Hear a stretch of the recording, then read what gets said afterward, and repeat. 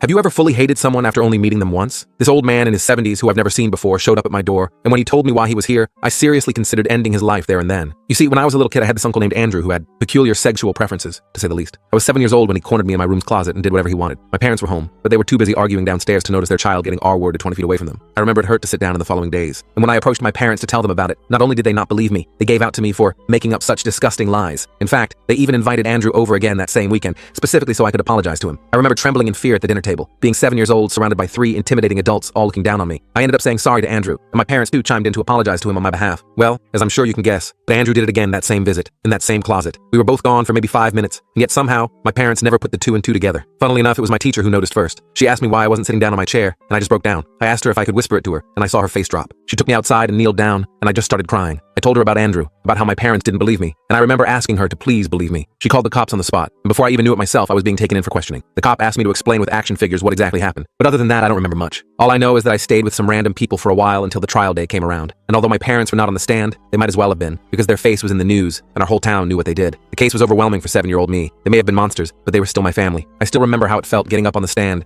and in detail describing what he did to me. I remember how my father mouthed at me to shut up every time I opened my mouth, and how he mouthed, "Don't bother coming home," as soon as the sentence was given. My uncle was given 19 years, an especially harsh sentence because of his previous conviction relating to this. Watching him get taken away was hard, and watching my parents leave the courtroom without looking at me was even harder. Fast forward 21 years. I'm 28 years old, and I had fully gotten over all the fucked up trauma that I went through as a kid, or at least I thought I did, until some old guy knocked on my door. I opened up, and he had a suit on him as well as a briefcase. I told him he was probably at the wrong place, but he said no. "Are you the nephew of Andrew?" Insert his last name. My world stopped. I slowly nodded, and that's when he gave me a piece of news. A piece of news that made me fully realize how messed up our legal system was. He told me my uncle passed away. I originally went to respond that I didn't care, but he interrupted me and kept talking. Apparently, I was my uncle's closest living relative, and my uncle had a lot of college debt left to pay off. $250,000 to be exact. And because college loans are the only kinds of loans that you cannot declare bankruptcy on, it means they can be passed down even after death. This is what happened to me. Thanks to our amazing legal system, I now had to pay off $250,000 in college loans for the man who molested me as a child repeatedly and ruined my life. I just stared at the guy in the suit and told him flat out I would not be paying. I told him what my uncle did, thinking it would persuade him, but he didn't even flinch. He told me he flat out didn't care. He told me my uncle could have unalived my firstborn for all he cares. I had to pay, and if I didn't, I'd be facing 10 years in prison. I couldn't finish the full story here. It is on my channel and linked below.